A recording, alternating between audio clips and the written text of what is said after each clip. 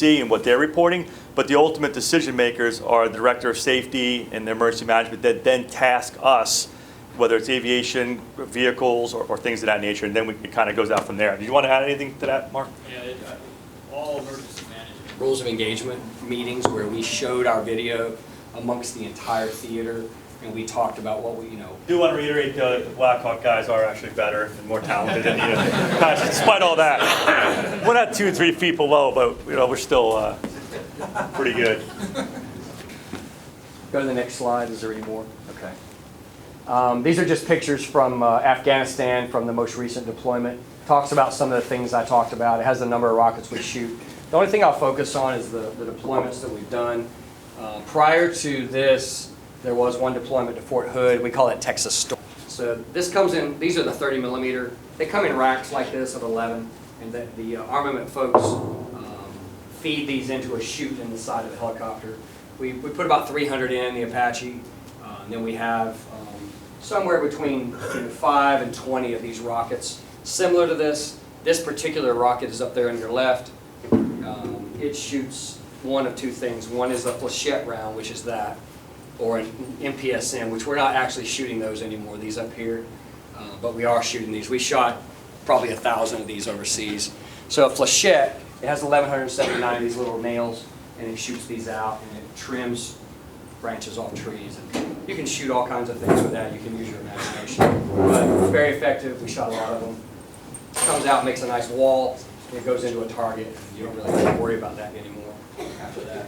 So that's pretty much the summary of that. Our helmet is different than the other folks' helmets. It has little IR sensors here on it. They help the aircraft computers know where you're looking, and you're able to look and aim the gun, and the gun salutes with your helmet as fast as you can move your head.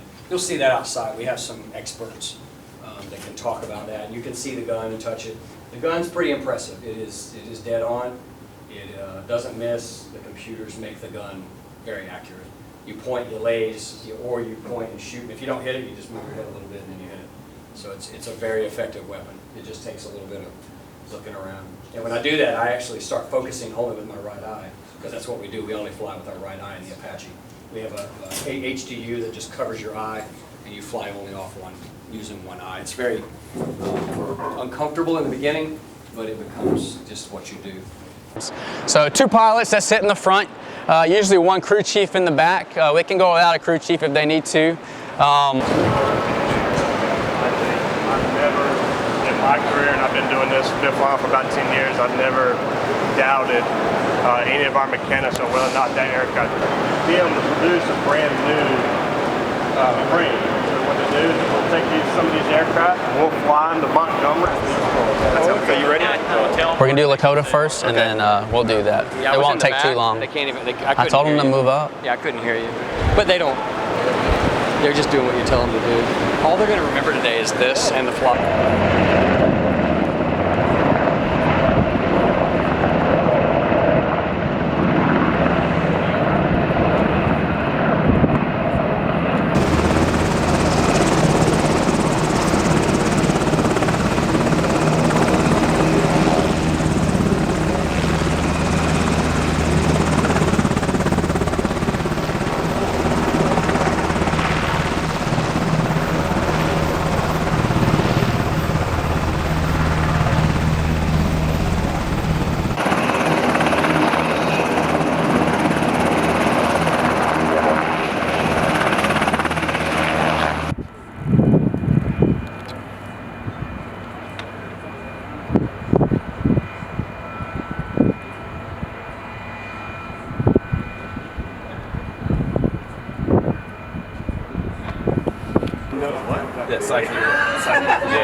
Yeah. So yeah, and you got the collective on your left side.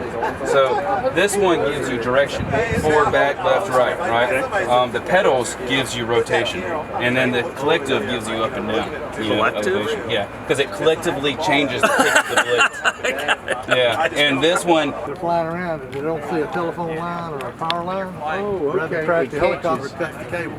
Okay. If you had a cable come up. We have to do some more coordination. Ready? Yes, sir. I can use it. I say, hey, you got Think they can assemble it in Clayton? first facing target. I can actually weapon system as long as my sight is the helmet. All I have to do is turn my head, put the reticle on the target. And when I do that, that flex shoot 30 millimeters like that. My head.